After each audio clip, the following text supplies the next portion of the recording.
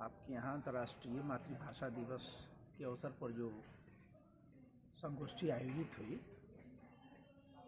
उसमें ये बताना था बच्चों को कि हमारे जीवन में, प्रत्येक मानव के जीवन में मातृभाषा का क्या महत्व है और आज मातृभाषा दिवस मनाते क्यों हैं। संदर्भ ऐसा है कि जब 1948 में पाकिस्तान में राष्ट्रभाषा के रूप में उर्दू को मान्यता दी गई सरकार की ओर से, तो वहाँ के जो बांग्ला भाषी लोग थे उन लोगों को लगा कि हम पर राष्ट्रभाषा के रूप में उर्दू को थोपा जा रहा है। तो उन लोगों ने और वहाँ के छात्रों ने ढाका विश्वविद्यालय में 21 फरवरी 1952 को मातृभाषा के लिए, उसके अधिकार के लिए काफ़ी जागरूक हुए और धरना प्रदर्शन वगैरह का कार्यक्रम हुआ और एक बहुत ही बड़े आंदोलन के रूप में वो एक तरह से कहिए कि विश्व का प्रथम मातृभाषा अधिकार आंदोलन था, जिसको दबाने का प्रयास पाकिस्तान की सरकार के द्वारा, वहाँ के शासन प्रशासन के द्वारा किया गया। कई छात्र मारे गए, कई सामाजिक कार्यकर्ता मारे गए, वो आंदोलन और तेज होता गया।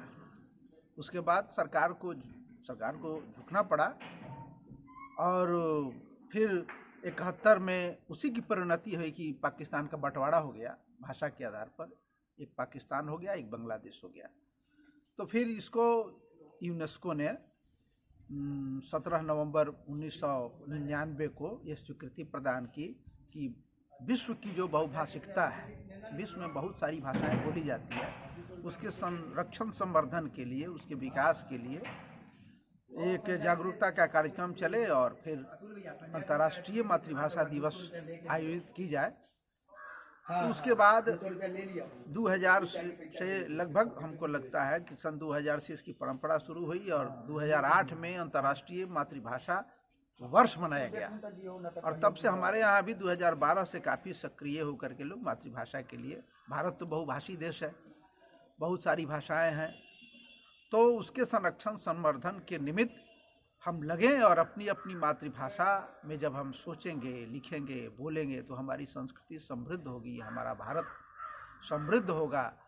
और इसी के निमित्त आज नई राष्ट्रीय शिक्षा नीति में भी सरकार ने फैसला किया है कि प्राथमिक स्तर से बच्चों को उनकी मातृभाषा में, क्षेत्रीय भाषा में शिक्षा दी जाएगी, ताकि भाषा का दबाव उनके विकास पर, उनके मस्तिष्क पर न हो और ये रटंत विद्या से मुक्त होकर के मौलिक ढंग से सोच सकें, जैसे हिब्रू वाले सोचते हैं, चाइनीज सोचते हैं, रसियन सोचते हैं, और वो अपने यहाँ तरह तरह के क्षेत्रों में, विविध क्षेत्रों में, विज्ञान के क्षेत्र में भी, चिकित्सा के क्षेत्र में भी नए नए आविष्कार कर रहे हैं। वैसे मेरे यहाँ भी हो और हमारे यहाँ की भाषा समृद्ध हो, तमाम भाषाओं का विकास हो। यही उद्देश्य है कि बच्चों में जागरूकता पैदा की जाए कि हम गुलाम नहीं हो जाए अंग्रेजी के। दुनिया की तमाम भाषाओं को सीखें, लेकिन अपनी भाषा, अपनी संस्कृति का संरक्षण संवर्धन करें। तो हम शिक्षकों का दायित्व है कि बच्चों में, जैसे हमारे यहाँ बिहार में 5 भाषाएं हैं, मैथिली है, भोजपुरी है, अंगिका है, बज्जिका है और मगही है। वो सारी अपनी अपनी मातृभाषाएं हैं जिनके पास भी है, तो उसके लिए वो सोचे करें और इनके समृद्धि से हिंदी और समृद्ध होगी और सशक्त होगी। तो हिंदी हमारे राष्ट्र की एक प्रतिनिधि भाषा बन के एक राष्ट्रभाषा के रूप में उभरे और इन सारी भाषाओं का विकास हो।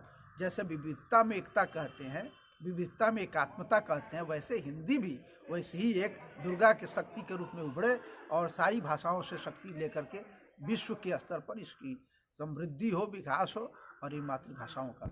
सेमिनार में मातृभाषा में हस्ताक्षर करने का निर्णय लिया गया है। ये मातृभाषा को मजबूती देने के लिए आंदोलन की माने इस दिशा में एक अच्छी पहल है कि माने हिंदी या भोजपुरी या मैथिली में तो हस्ताक्षर की बात जो हम कर रहे हैं, तो वो दरअसल लिपि की बात है कि हम देवनागरी लिपि में हस्ताक्षर करें, रोमन में न करें। इससे हमारे प्रति, चाहे हमारे लोगों के प्रति एक ये भाव जगेगा कि हम अपनी लिपि के प्रति जागरूक हैं, अपनी भाषा के प्रति जागरूक हैं। और बाहर जैसे अगर कोई कहता है कि आपको अंग्रेज़ी आती है और अंग्रेज़ अगर हमसे पूछे और हम कहें कि नहीं आती है, वो कहे कि आप गंवार हैं, हम पूछे कि तुमको भोजपुरी आती है, तो नहीं तो तुम महागंवार है। विदेश में चले जाओगे, वहाँ समाज का 2 स्तर है। अगर वहाँ की भाषा वो व्यक्ति जानता है, बोलता है, तो प्रथम स्तर का नागरिक, उच्च स्तर का नागरिक माना जाता है। और अगर दूसरे देश की भाषा बोलता है और उसमें जीता है तो उसको निम्न स्तर का नागरिक माना जाता है। हमारे यहाँ ठीक विपरीत है कि अपने देश की भाषा बोलिएगा तो आपको पिछड़ा माना जाएगा। और उपनिवेशवाद से माने हम लोग प्रभावित हैं, गुलाम रहे हैं, तो उसकी भाषा अगर बोलते हैं, फारसी बोलते हैं, अरबी बोलते हैं, उर्दू बोलते हैं, अंग्रेज़ी बोलते हैं, तो हमको ज़्यादा माना जाएगा कि बहुत संभ्रांत हैं, ये है। और अगर आप अपनी भोजपुरी बोलते हैं, मैथिली बोलते हैं, हिंदी बोलते हैं, तेलुगु बोलते हैं, तो लोकता के पिछड़ा है। ऐसा कुछ नहीं है। हम अपनी भाषा को स्वाभिमान के साथ, मान के साथ, शान के साथ आगे बढ़ाएं और उन सारे ज्ञान के जो अनुशासन है उनको अपनी भाषा में डालें, तभी हम भारत को विश्व गुरु या जो कह रहे हैं उस स्तर पर ले जा सकते हैं। अपना परिचय सर। मेरा नाम डॉक्टर जयकांत सिंह है। मैं यही भोजपुरी पढ़ाता हूँ और भोजपुरी जीता हूँ। दिन रात अपनी मातृभाषा के लिए ही सब कुछ कर रहा हूँ। आज हम लोगों के सम्मेलन संगोष्ठियों का माध्यम से आज लगभग 24 देश से हम जुड़े हुए हैं अपनी मातृभाषा भोजपुरी के बदौलत। मॉरिशस है, फिजी है, वियतनाम है, ट्रिनिडाड है, ब्रिटिश गायना है, जमाइका है, यहाँ तक अमेरिका में भी भाई जैसी संस्था को हम लोग कायम किए हैं, बगल में नेपाल है।